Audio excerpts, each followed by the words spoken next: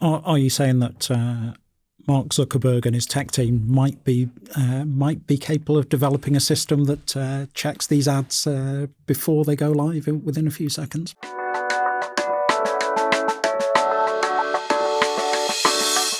The black market problem is becoming one of the defining challenges for the regulated gambling industry.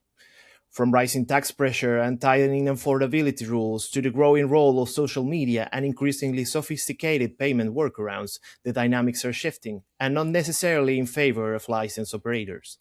At the recent DealMeOut Black Market Prevention Summit 2026, some of the industry's sharpest minds came together to unpack what's really driving unlicensed growth and, more importantly, what's not being done about it.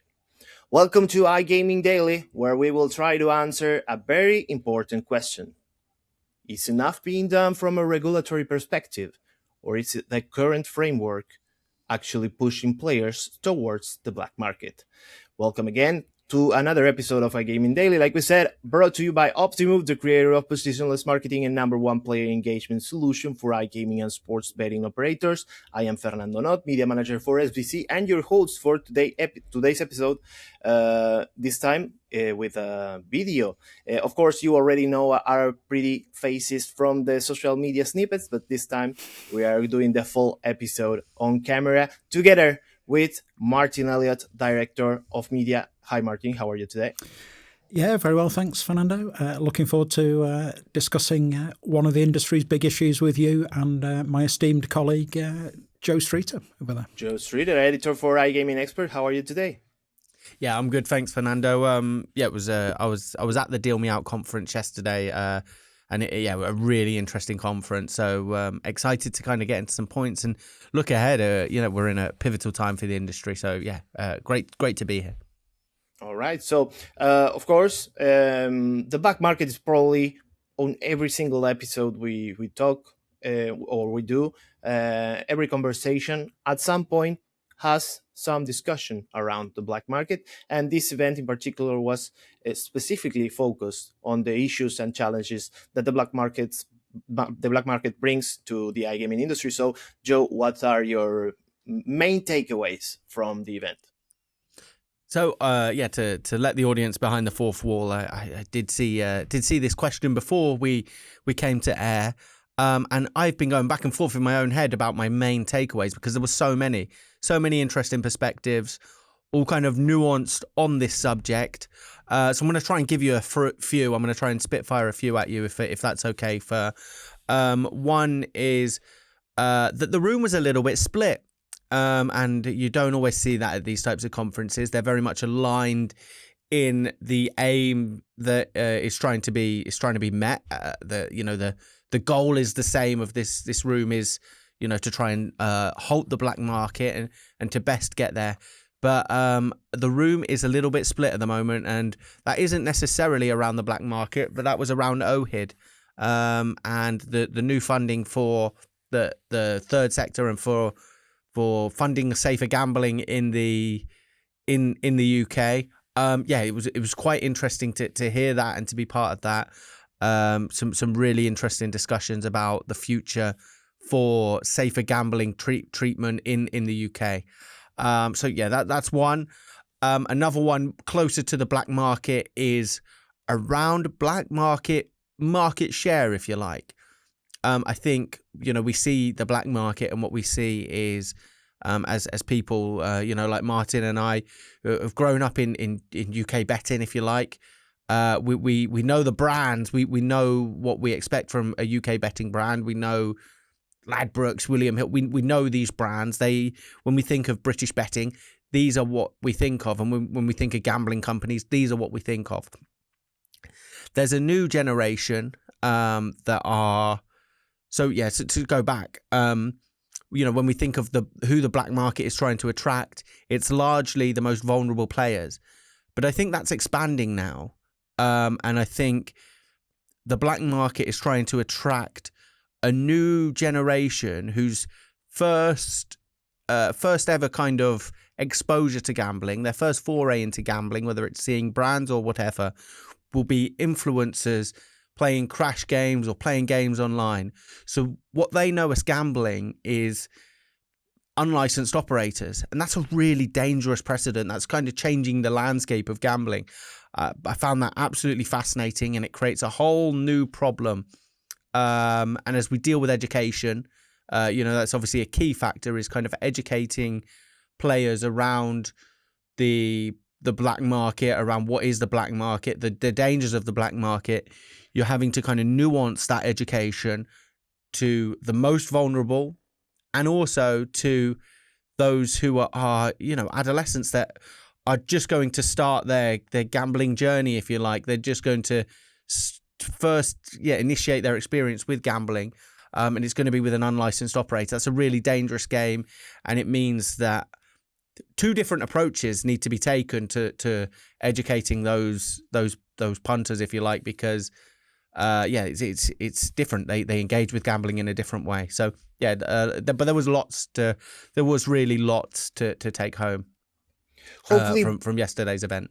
All right, so hopefully I don't remember exactly how you phrase it, but you grew with betting. Hopefully that doesn't mean that you were betting as a child, and neither did Martin, I hope. But being so experienced in the betting industry, in the gambling industry in the UK, and of course, Joe, taking also what you heard or the conversations you had at the event this week. How serious is the black market threat in the UK right now compared to the previous years? Of course, Martin, jump in as well, even though you weren't at the event, but you have experience in the UK betting market for sure. So betting is a part of British culture, and you kind of understand British culture as you're growing up, especially as a sports fan. When you are growing up. But how big is the problem? I think it's really quite severe. And I think it's only getting more and more challenging as regulations around the regulated market increase. The regulated market is going to have more and more challenges in reaching the audience. And the black market is kind of allowed to run wild on social medias, and the channels that really engage a more vulnerable audience. It's really allowed to be as aggressive as it wants on those, and that's where the challenge comes in. Yeah, I think we're not Sweden, we're not Germany, where it makes up maybe a third of the market, something like that. But it's realistic. Say in the UK, it might be somewhere between 8 and 10% of the market is now the black market, and that is a growing problem, because channelization has been one of the great success stories of the regulated market in the UK. And there's a bit of a theory around that the black market is made up of two groups. One is people who've self-excluded via GamStop, which is the UK's national self-exclusion scheme. And we really need to say that this is the reason, this is the most serious thing. The most serious reason, rather, why we have to take action on the black market to protect those players. The second group that is always quoted is the high rollers, because it can be quite difficult to get a substantial bet on. Now, if you're somebody who wants to bet £20,000 on a horse race, or 50,000, something like that, I don't think either Joe or I actually fit into the group of people who have that kind of bankroll available. And the reason for that is it's just there's less friction to get that kind of bet on in the black market. But I'm not entirely convinced that is the entirety of the black market audience from the UK. I think there's a growing number of people, like Joe has just been talking about, younger players who've learnt about gambling from social media, and in particular the quite aggressive marketing from no KYC crypto casinos that you see on social media, and in particular crash games are a huge hit with that kind of audience as well. So I think there's those people, and there's also as we get more into this internet age and everything is monitored and everything is traceable, there's a growing section of society, and this isn't just about betting, who don't want to be tracked. They don't want everything they do being visible by the government. So they don't want to go through KYC checks. They don't want to go through financial risk checks and so on.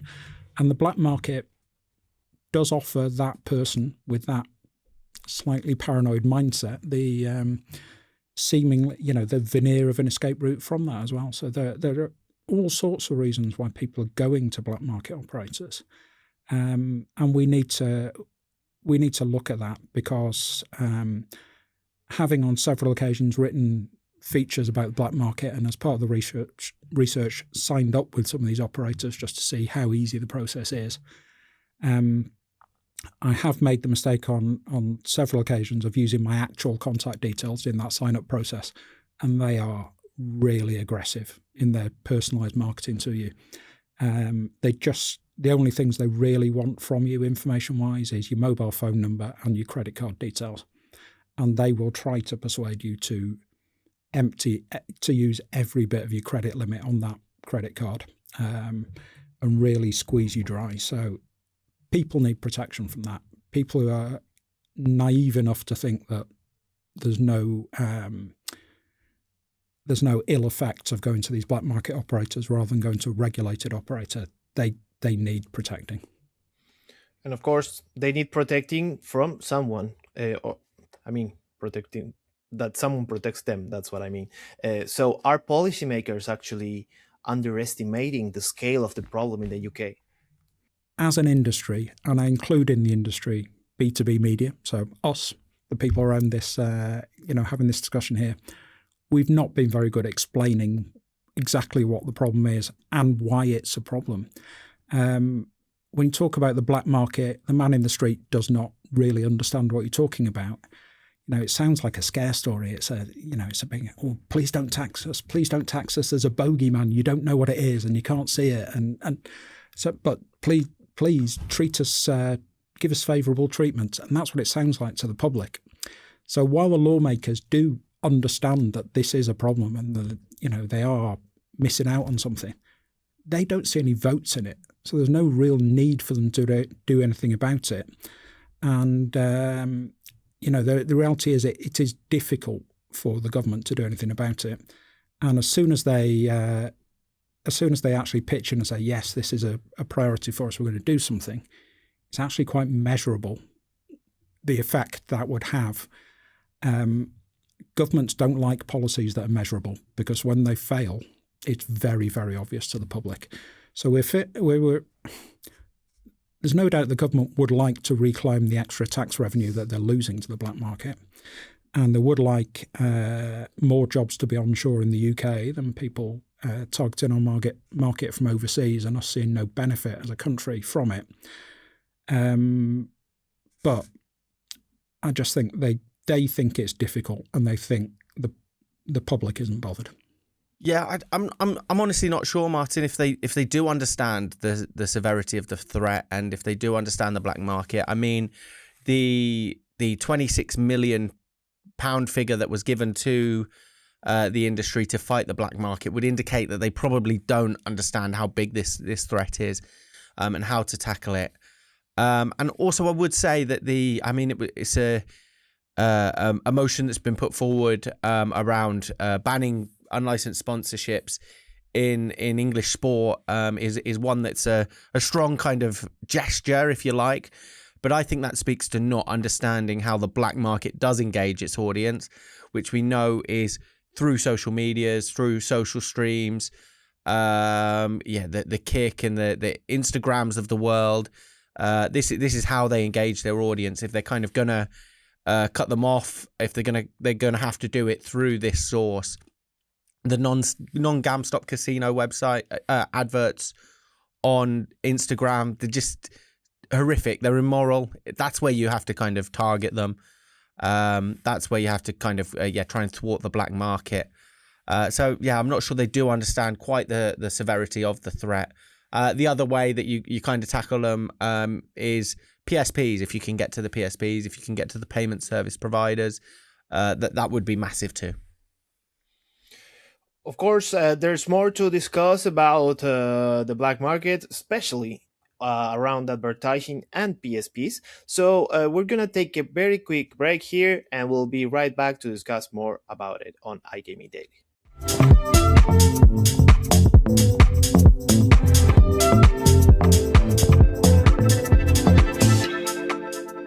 to meet additional operators. Bigger and better than last year. There is such a buzz. Be able to meet face to face. A lot of good people I've met, new companies I hadn't seen before. Far more exciting than, your traditional conference for sure.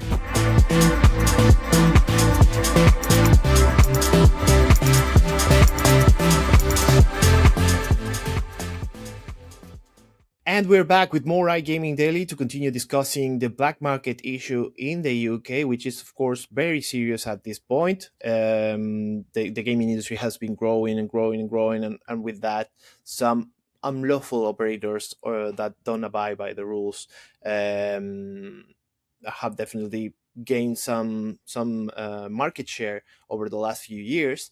And Martin, you over in the first half, you mentioned taxation. Like the regulated operators talking about taxation, which at some points may sound a bit of an excuse, like the black market as an excuse to avoid being taxed. But it is a recurring topic when discussing the industry, especially over the last few months. So how big of a factor is high fiscal pressure on the regulated operators to increase the market share for the unlicensed ones? Well, we're about to find out, because we're about to go with a significant tax increase in the UK for online casino, which I think is going to be GGR to tax on GGR of 40%, I think, which is a phenomenal rise from where we were previously. I think what we're likely to see as a result of that is reduced choice in the regulated market, because there are small operators now who just look at it and go, well, we can't make a profit, so it's not worth it. We're going to leave the UK. And we'll also see the bigger operators looking at where they can save a few quid here and there to pay those tax bills. So it might mean reduced return to player rates on slots. It might mean worse odds on sports betting, and all of that makes the offshore gives the offshore guys an advantage, right? It just makes their product look more attractive. They're already having smaller margins because they're not paying tax, and I think all that does is there are other factors that come in about the rates of bonus you can offer in the offshore casinos and so on as well. But all of that comes down to money, and tax is a big thing for us in the industry.